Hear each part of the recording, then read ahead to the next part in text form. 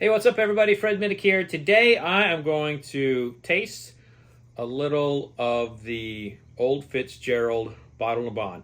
Now, this is a spring 2024 release, 10 years old, wheated bourbon. This has got a lot of history to it. Old Fitzgerald, of course, is a brand that really became famous by the Pappy Van Winkle himself, who owned a little distillery called Stitzel-Weller.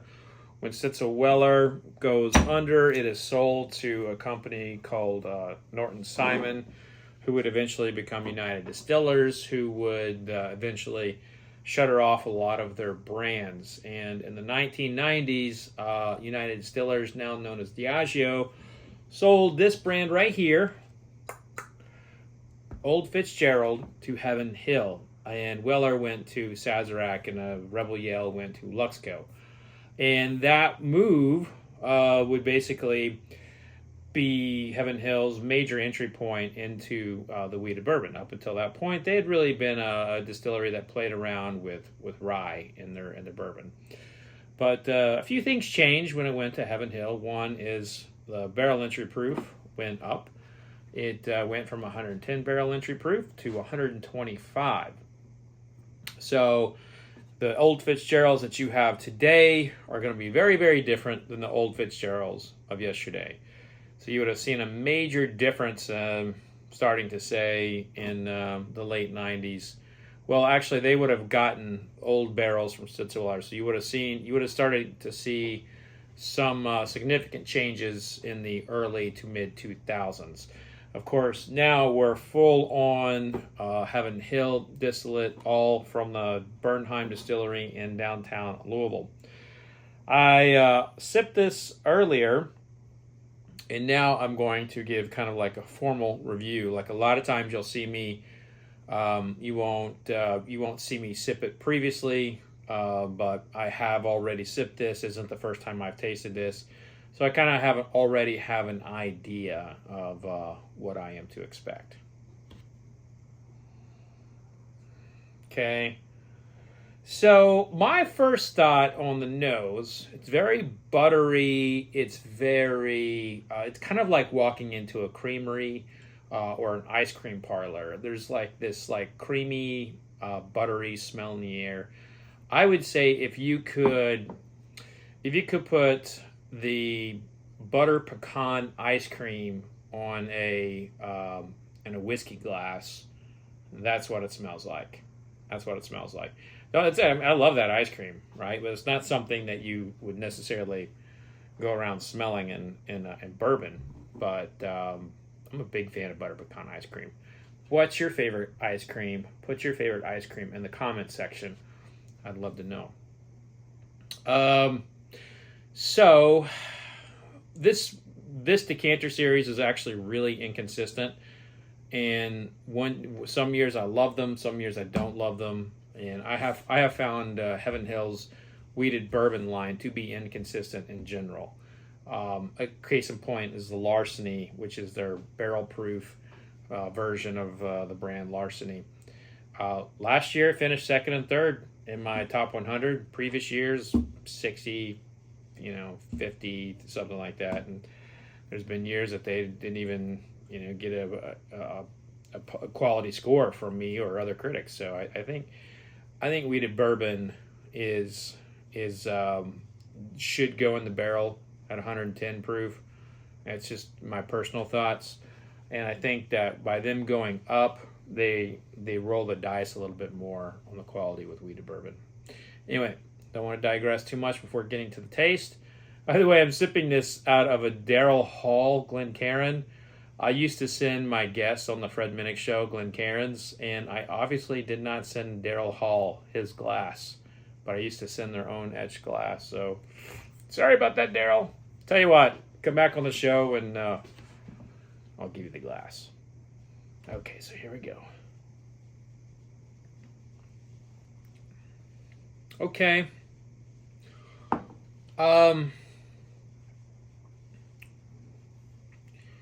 It's kind of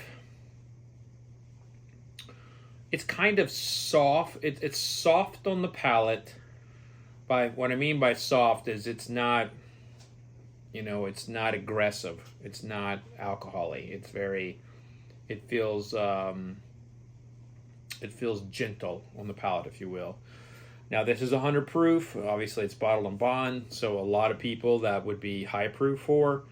But for a lot of us veteran whiskey drinkers, that's going to be kind of like the sweet spot for us. And so 100 proof is a good proof to really understand how a whiskey would have done at cask strength. And it's a good place to understand of how it will do at 90 proof. And I think this is perfect. This is probably perfect for it. It feels very soft on the palate. It's not as flavorful as the nose would indicate. So the nose was super butter pecan-y. And I was kind of expecting to have like a butter pecan note on the palate, or at least a pecan note. And I just didn't get that. I got more like vanilla, touch of caramel, which, wow, big famous notes there, Fred. But the truth is it's not super deep. It's soft on the palate. There are a couple nice warm notes. It's good bourbon. It tastes good, but it's not like grabbing my tongue and saying, "Oh my gosh, this is so amazing." This is good. I don't think it's great.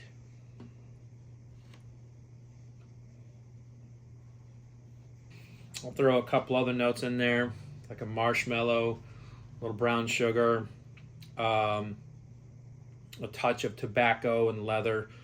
But I mean, that's it. It's not a complicated bourbon. I'd say that this would probably be, in the rise of bourbon. We were talking like 98 to 2008. This would be an everyday bourbon. Like, this is like Henry McKenna from that time frame, although a different level, but would kick this butt.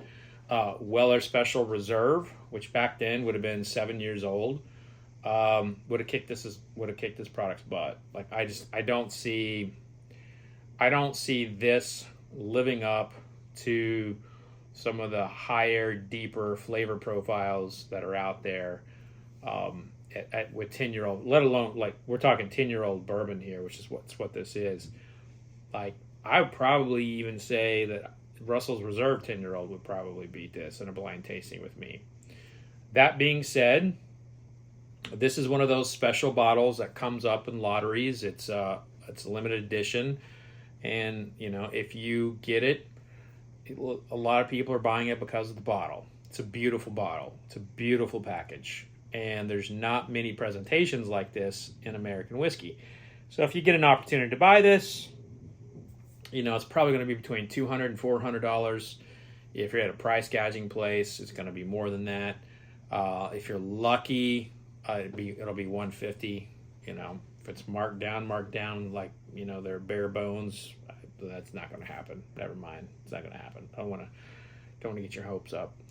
But if you're buying something to drink at home, you're going to be better off buying, many other 10-year-old products. If you want to like take a flyer on a wheated bourbon, go for it. But I'm just telling you, just because something's wheated bourbon doesn't mean it's going to be exactly like Pappy Van Winkle or it's going to be good. Wheated bourbon is just the secondary grain used. That doesn't mean it's going to be great. But this is good bourbon. This is good bourbon. I don't want to make it out like I don't like this, because I do like this. But I don't like it as much as I would say Henry McKenna from 10 years ago. I don't like it to say as much as Weller Special Reserve from 10 years ago. Now, those products are very different today. And this is one of the few 10-year-old products you're going to get out there. I'm also getting Michter's 10-year-old bourbon out over this. And, let's be honest with you. With Russell's 10-year-old, I don't got to spend a lot of money on it. And I do buy it, and I would buy Russell's 10-year-old over this. Now, granted, I could buy a case of Russell's 10-year-old, very close to a case, for this single bottle. But it is a pretty package, so if you're into pretty packages, it's for you. But that's going to do it for this here little review. I appreciate you tuning in. And I thank you for allowing me to have an honest review with you. I always give honest reviews, and been doing this for almost 20 years now. So cheers to you all. Be safe out there, and remember,